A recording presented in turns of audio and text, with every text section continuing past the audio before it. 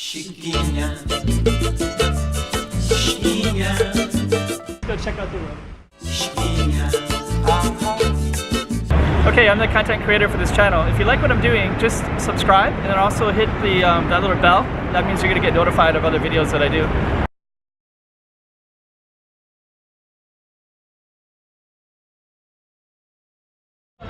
Okay, so we're gonna be walking through Seno Square. So, okay, I think what I'm gonna do is show you the square a little bit and maybe tell you a little bit about Ethiopia and Eritrea and how I got interested into it. So basically, I've traveled quite a bit for one. So, just kind of show you a little bit of what this place looks like.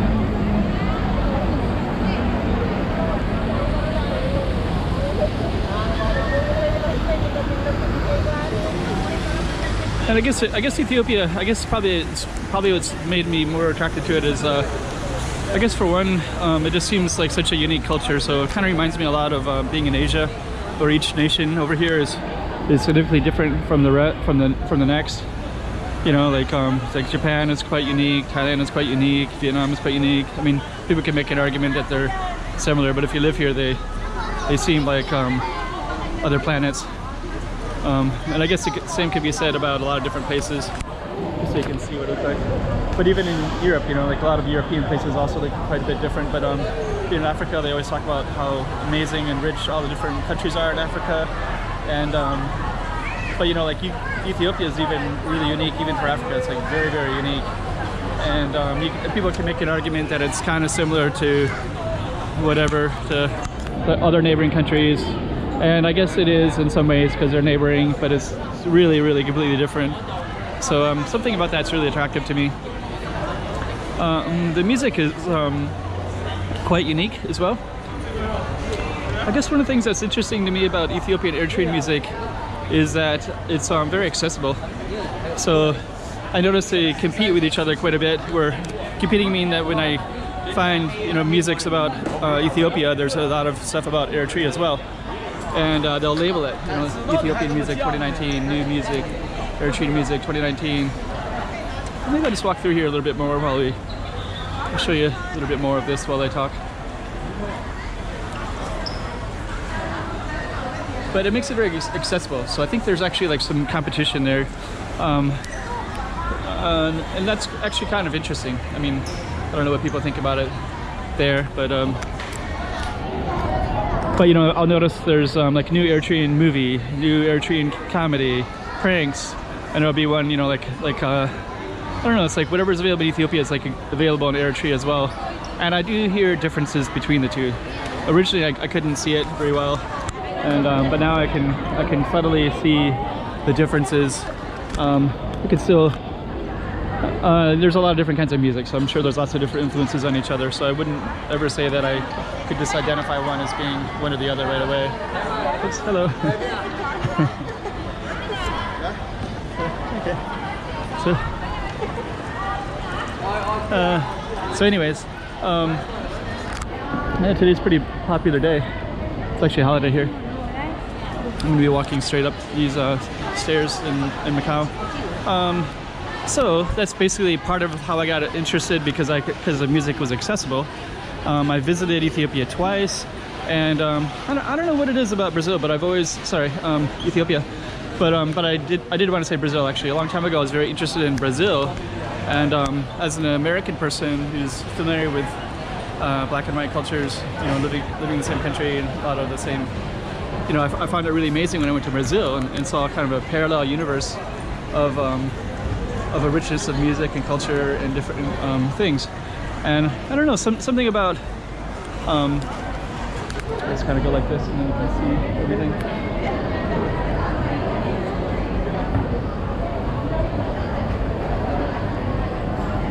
Try to go up a little bit, and then I'm going to go back around and go to this other spot. Oh, this is quite busy up there. Let's go around here real quick. Let me just see this way. I'm kind of surprised that lady, because she burped really loud behind me and I had the camera and I turned around.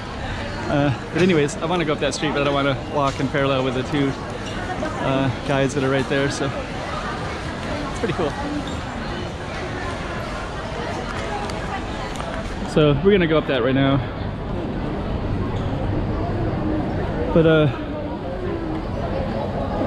Macau's very photogenic. But anyway, something about I guess one of the things I liked about Brazil was there's just like a lot of different kinds of people there. The United States is like that too, actually, where I'm from. But Brazil kind of had like that same thing, but in some ways it had like it on another level. And what I meant by that is you have like every kind of shade of person. You have like even you have like Middle Eastern looking people, you know, like anyways, I'm gonna get off of that. But then, you know, in Ethiopia you also have a lot of variation too. So you have I want to be careful of the terminology, but some people will say Habesha, which is a northern Ethiopia, and some people say Habesha is all of the national country. But whatever it is, there's like, you know, a northern Ethiopian look, there's the southwest. So it's just kind of a lot of variations. You have a lot of different ethnicities, and it's actually quite, it's both confusing and intoxicating for someone like me who isn't always sure, you know, when they're making a mistake. Which I'm sure people feel that way when they go to the United States, or, you know, like saying the wrong thing to the wrong ethnic tribe, because I don't know who's Oromo and who's Tigrinya. And, but anyways, what's interesting about that is that you know, there's a lot of richness in the culture and the languages and the peoples. You know, you have different religions. You have the southwest, which are Protestant. You have a lot of Orthodox, which is the predominant one. You have Islamic. And then when I visited there, I actually went during a holiday, so all the Orthodox ones were fasting. But then I don't think they fast, but that's like a national holiday. And I don't know, like, it's just interesting how they resolve their differences and work together and different stuff like that. So, okay, maybe I'll show the camera around me again.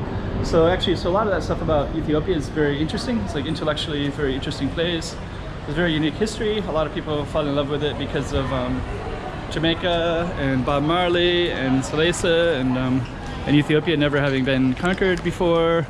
Much like in Asia, Thailand is the one they always talk about that was never colonized. So Ethiopia has that honor. And so there's little stuff like that. I guess those things I find very interesting. I will also admit that I've also familiar with the time when Ethiopia was seen as being the one with starvation and famine, but I also read other books about how that was very political, and different things came about that than just like people not having enough food. You know, basically there was a lot of politics involved, which I don't know, that might be controversial as well, but I was reading some books about different politics about Ethiopian history. But anyways, I can see different things in different lights through it. Eritrea, I guess I've always been interested in Ethiopia, so it's a natural progression to be interested in Eritrea. And I think it's not too different from someone who's interested in Australia also being interested in New Zealand, or someone interested in the United States also being interested in Canada. So so I don't find it strange, but I realize that you know, being someone from the United States, I do meet Canadians, and sometimes, you know, they want to make sure they affirm their identity. So I definitely understand where Eritreans come from when they want to make sure that people are aware of their identity and their unique history and their unique nationality, unique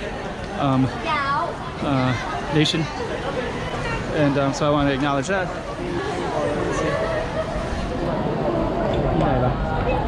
But anyways, so I guess a lot of people kind of ask me how I got interested in Ethiopia and Eritrea. Probably a lot of it is just travel. A lot of it is just I'm just a curious person when it comes to culture and ethnicity and place. The music in particular is very interesting, and I find it has a kind of a nice vehicle for me to be able to study the uniqueness of Ethiopia and the cultural stuff, especially living over here in Asia, where I'll see different things that kind of remind me of culturally things that might be reminiscent of what I see here.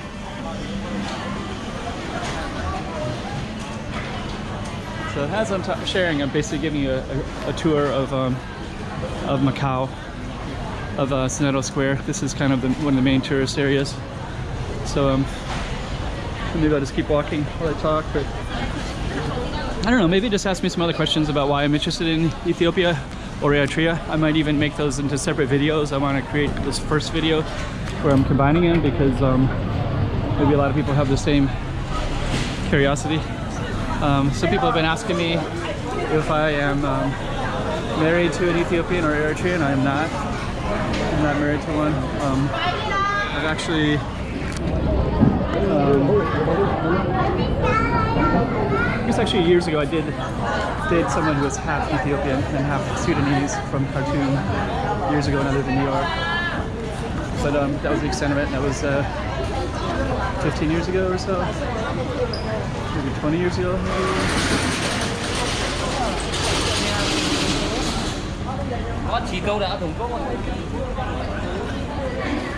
So, okay.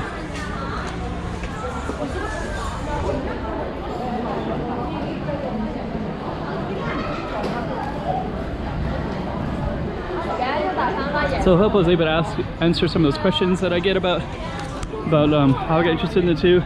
I've also had somebody ask me if I make money off the videos. No, I don't. If I did, you would know it because it would monetize it. You would have commercials during it. So no, I don't do that.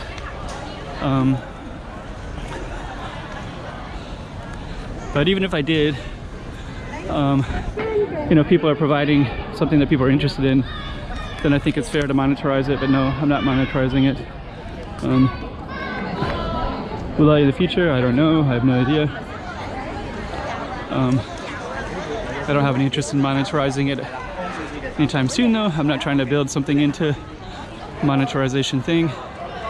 The Sao Paulo ruins right there. It's hard to see a little bit at the moment. Sometimes it's really well lit up.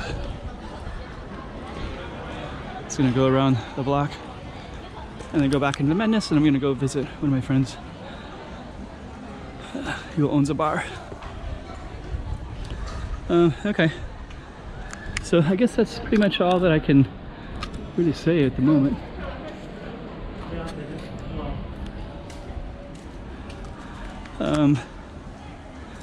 I do plan to visit Eritrea. I definitely will visit Ethiopia again. Ethiopia is the more accessible one because of Ethiopian Airlines, which I have a lot of respect for. I do think it's a quality airline. I am aware of the crash of that certain kind of plane that that had international problems with lots of different airline companies. So I don't find that as a mark against Ethiopian Air law. I definitely would be taking Ethiopian Air again. Eritrea is a little bit harder to visit. Why don't you just create some questions for me? Maybe some of the stuff that I'm talking about, and I can address them in a different video. Another thing too is I'm in Macau. I'm next to Hong Kong, and I'm not too far from Guangzhou. And Guangzhou has also has direct flights from Ethiopia, and I think there's some Ethiopian restaurant there. If anybody knows any Eritrean restaurants or businesses, I can frequent them as well. I did do a little research. I didn't see Eritrea that I'm aware of, at least not in Guangzhou or Hong Kong or here in Macau. So anyways, hopefully you find some of that interesting. Gonna walk down this way, and we're gonna go visit a bar that I sometimes go to once in a while. So this is called Portuguese Street right here. And I guess that's it. So maybe, yeah, create some questions for me. And I think those are all the questions that I usually get. So I don't know if I've addressed them. I was gonna turn off the camera, but this is kind of interesting down here. So I'll just walk all the way through, and then we'll conclude the video. So this is kind of an art street right here.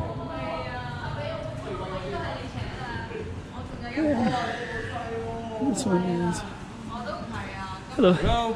How are you? You want to try it? I might come back in a little bit. Made in Macau. Yeah, made in Macau. Yeah, sure. Can try. I'll come back later. Okay. Yeah. Hello. So, okay.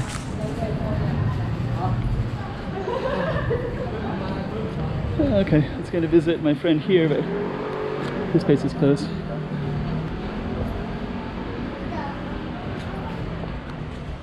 Actually, you can see these buildings. So it's actually a Sunday night, so sometimes he closes. So he's not here tonight, so I'll close it. I'll end it right there.